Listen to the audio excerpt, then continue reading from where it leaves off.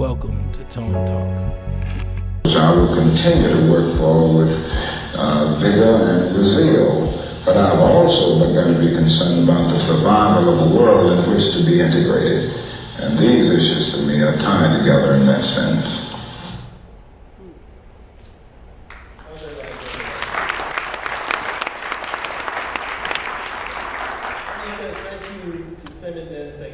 For all the support that they've given to Tone Talks and to Breaking Brown as well.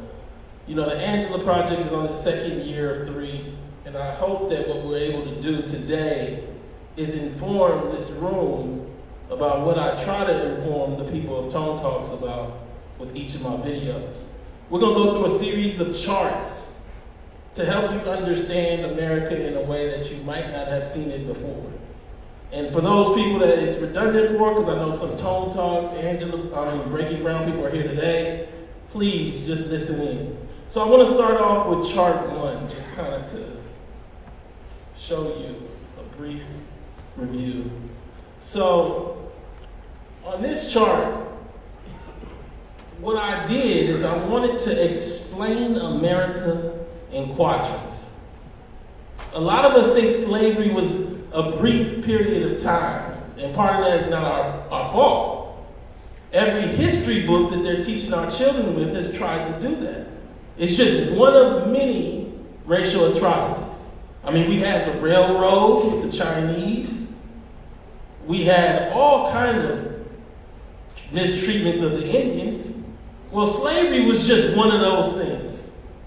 But what we actually see is that according to Yale professor David Blight, it was used by Ta-Nehisi Coates in his reparations piece, in 1860, slaves as an asset were worth more than all of America's manufacturing, all of the railroads, all of the productive capacity of the U.S. together. That's just the physical body of the slave. Do we understand when we say that slavery built America, that it literally built America? So on this history, what you see is that slavery lasted nearly all of the 1600s, the 1700s, the 1800s, and it spilled well into the 1900s through peonage and the like. That's not the story we tell ourselves, though. We like to remember slavery as a period of time. And even during the little blip that we've been free, they came up with something called mass incarceration and Jim Crow. Let's reinvent this thing. Keep these institutions going, these advantages. White privilege exists on the top of slavery, on the back of black failure. You can't understand white privilege without understanding black failure. Now, I want to pull up chart 2. On this chart, you know, what I try to do is explain America in a different way. This is called a racial dot map. Has anyone seen the racial dot map before? See, this is interesting because only a few hands went up, and I expected that. To live in America and to never have seen America like this is a travesty. This is America. The blue dots, each dot represents 10, 15 people. The blue dots are white people. The green dots are African Americans. The red dots are Asians, and the yellow dots are Hispanic. I want you to understand the vastness of white life throughout America. Look at the blue dots and where they exist. North Dakota, South Dakota, everywhere in America there's blue dots. If you look at the green dots, they're concentrated. Pretty much the Midwest and the South. Now that's not to say there aren't some blacks in New York and a few blacks in California. I'm from Los Angeles. But this is America. This is the truth of America. In America, if we were to look at the number of people, because I think one of the things that happens is we live in our circles, our 5 friends, our couple of great white people we work with. We gotta understand where we live. Right now, there are about 150 million whites, and they live in about 83 million homes. In contrast, there are 40 million blacks, and we live in about 15 to 20 million homes, depending on how you count a home. Now, this is the important part. The middle white family without depreciating assets is worth $120,000. The middle black family without depreciating assets, meaning the car and the TV and your clothes, is worth $1,700. Let's understand what these numbers mean, because everybody says these things to you, and that means nearly 42 million white homes are worth more than $110,000. All the way up to billions. The next data point is just as important. 15% of the 83 million white homes are worth $1 million or more. 13 million homes. That's hard assets. That's your home, your pension, but whole neighborhoods of millionaires. And they don't live concentrated in California and New York. They're here in Louisville. They're in North Dakota and South Dakota. Of course, not to the same number. But what you find is that for Black America, to get in the top 5% of all of Black America, all you need is $350,000 in total net worth.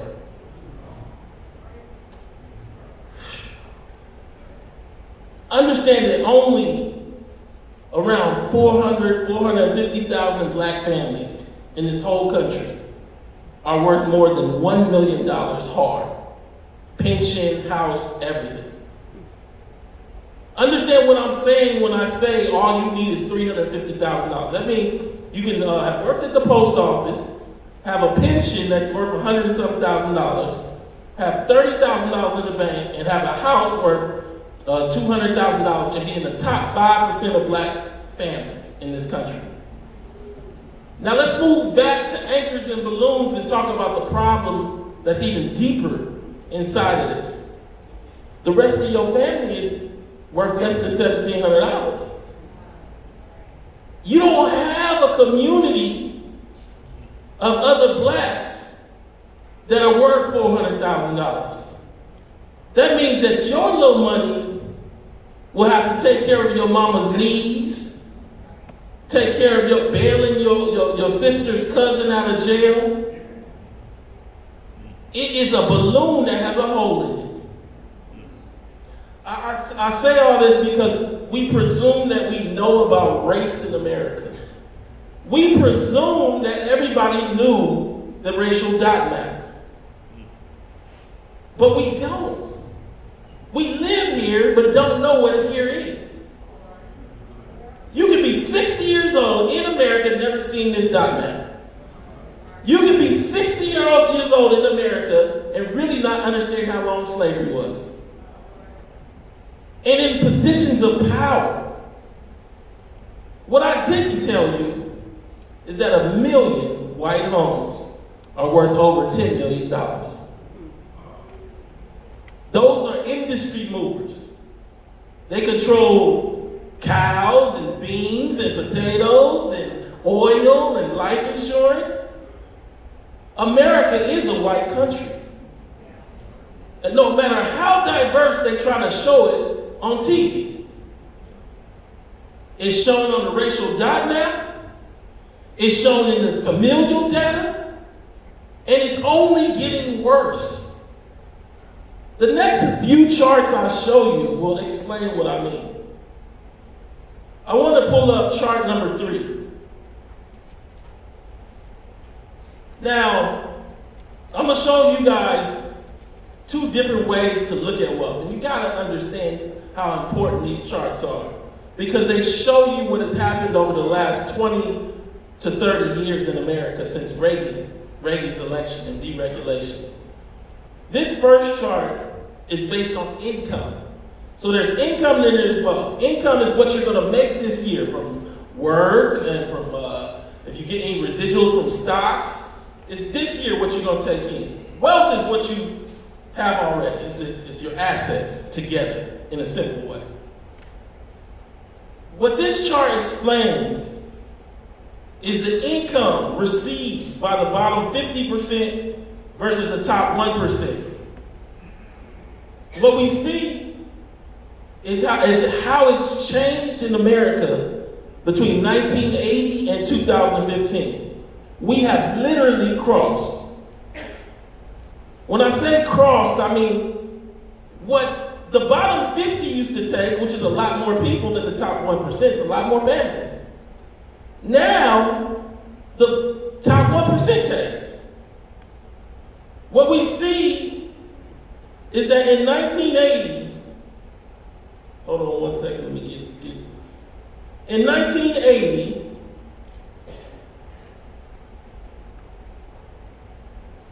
the top 1% was only taking home about 12% of the overall wealth. The bottom 50 was taking 22% of the wealth, as far as like the income. Today, that has inverted. They've created the idea that we're all included as though there's opportunity for all. Well, if we're not getting any of the income because the top 1% is taking home 22% of the income and the bottom 50 is only taking home 12% of the income, where is that inclusion supposed to come from? If our money doesn't go far enough and iPhones become more expensive, where is that access supposed to come from? If we look at the next chart, it gives us a great ruler to compare against. Next chart is chart 4. You look at Europe over the same period of time. It's been relatively stable. In 1980, the bottom 50 took home the lion's share of income. And in 2015, 2016, the bottom 50 took home the lion's share of income. That's not true in this America. Now you ask, doesn't this affect white people too? And it does. It absolutely does. But it does not affect white people so completely as it affects black people.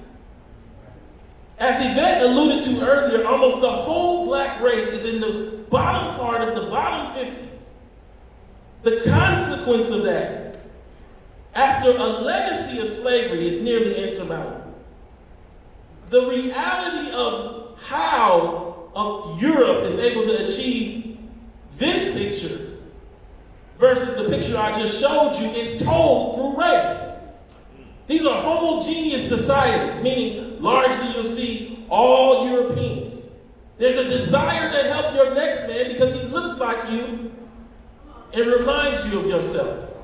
You want to see him successful. You don't want him to eat your failure so that you can succeed. It's funny because this reminds me, I was talking to someone earlier in the audience, and I was interviewed by the Huffington Post, the political editor, about 3 years ago. And he was talking to a warden in Mississippi. And the warden said something he had never heard before. He said that they promised me my prisoners. He thought that he had heard a mistake. This was a warden of a private prison. He said, when I built the prison, they promised me my prisoners. How can you promise crime? That means you have to be relying on failure. And that means when there is no failure, you're going to create failure. That's how you get things like what we saw in Chicago. I don't know if people saw what happened in Chicago with Nike shoes, where they put an open truck of Nike shoes by a playground right before school starts and waited for little kids to come grab the shoes so that they could charge them with that. This is all interwoven. This all ties back to a long legacy in this country of denial about race, capitalism, failure, and the mix between. I want to show you one last chart. And this chart is about wealth. The last one was income. So if we're not making no income, maybe wealth tells us a different story. And it doesn't. See, this is a measure of the full accumulations of assets by different families. So if we were to think of all the familial wealth as 100% pie, we're looking at the split of wealth that's held by the top 0.1, not even the 1% this time, top 0.1 of families, and the split of wealth held by the bottom 90. Understand that we're looking at a great picture of America in terms of time. We're going further back than 80. We're looking from 1917 or so, all the way to present day. The last time these people, these two groups, took the same amount of wealth home was the Great Depression. That was about 18% in the 30s. You can see it right here on the chart. Look at the rise between the two. That happens as a result of the New Deal, affirmative action, the FHA giving out loans to good white folk. As a result, what you see is by the time Reagan comes into office in 78 and 79, many of you guys' prime years, what you see is that the bottom 90 had like 34% of the wealth. The top 0.1 only had 7 or 8% of the wealth. Think back to when you were 35 or when you were 25. Did we have billionaires? I know it seems normal now. Just 3 weeks ago, they announced that Jeff Bezos is the richest man in modern history, owner of Amazon. He's not rich without your failure.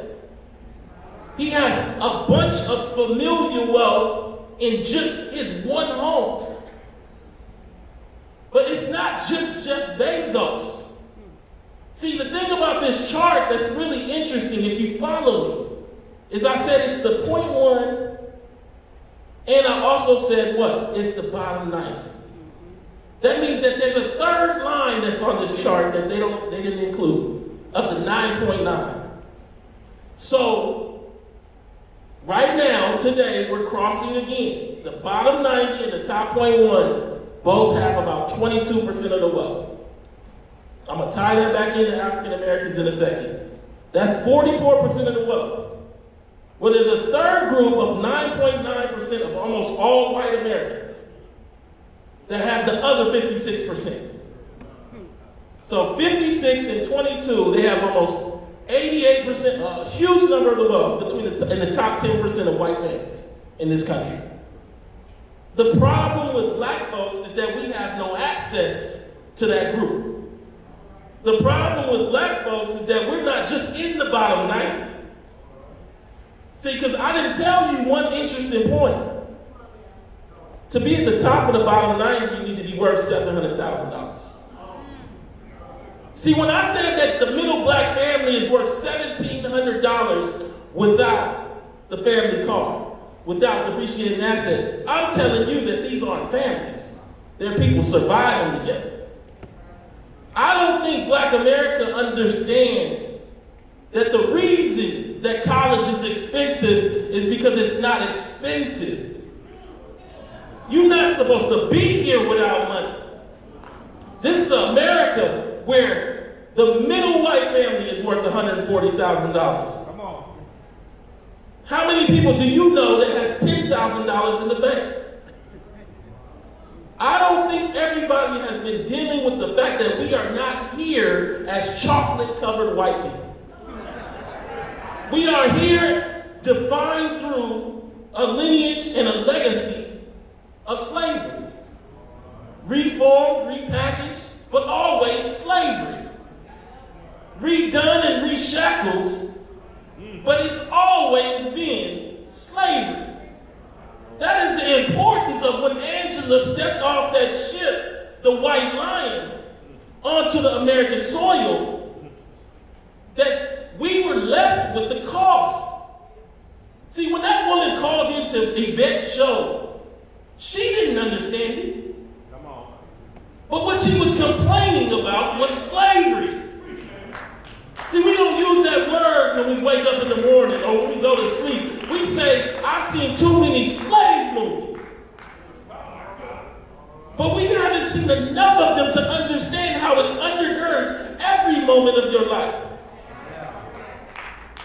Look, I want to pull up the image number 6. Now, inequality.org, I write over there at times. Diedrich Assant was supposed to be here as a result of weather. He couldn't. Let's pull up that 6th image.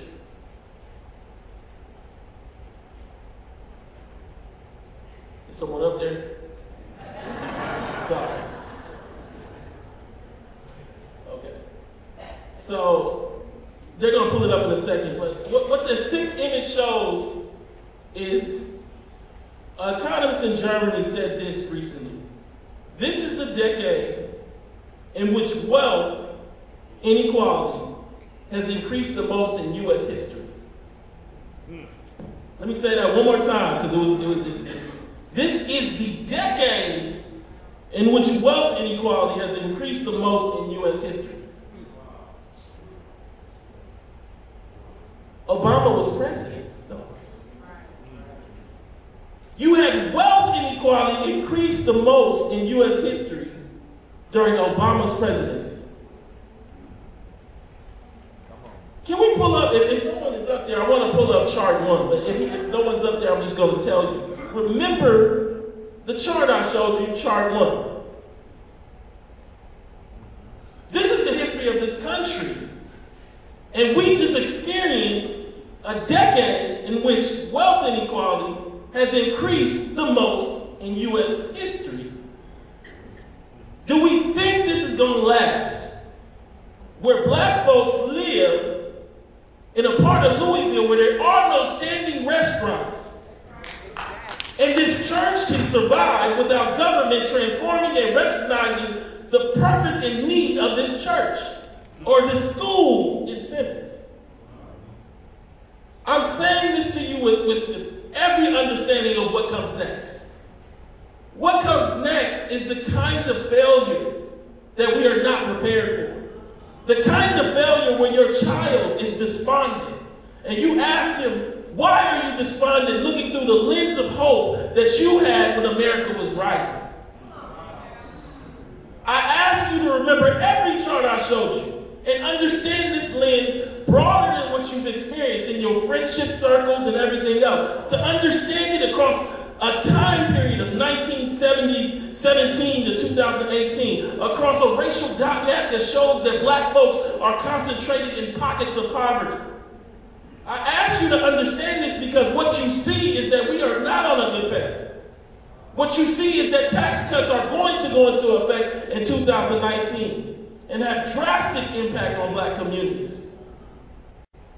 You know, I'll end on this. I recently did a report with Professor Sandy Garrity out of Duke University. You can pick that up. It's called What We Get Wrong About Closing the Racial Wealth Gap. I wrote an article on Fortune magazine around the report. What we covered in the report was the mythology of what we think can close the racial wealth gap. I'm going to end by giving you those myths. Myth 1, greater educational attainment will close the racial wealth gap.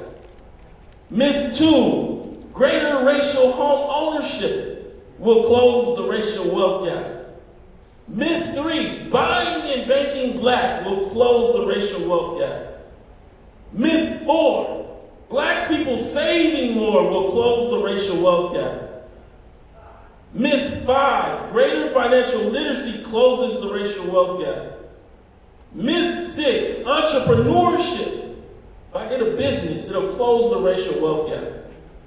Myth 7, emulating successful minorities. If those blacks just act like those Chinese, we can close the racial wealth gap. Myth 8, improve soft skills. If you just act better at your job and shake a few more hands and go to a few more networking opportunities, you'll close the racial wealth gap. Not gonna happen. Myth 9, black celebrity. We got Oprah and Jay-Z. Myth 10. Those blacks just need to marry more. Improved families will close the racial wealth gap. What I'm here to tell you is that none of these close the racial wealth gap because race was built to be a gap. I don't think everybody wants to deal with that part of it. The only thing that can close this is a transformation that recognizes this fact. A transformation that looks at America's soul and says, I have to deal with the fact that America created me with a privilege that requires someone else to fail. Requires a community to fail. I just want to say I appreciate Simmons, Dr. Cosby, St. Stephen's for allowing myself and Yvette Carnell to bring this message to you. And I just hope that you take this message to someone else.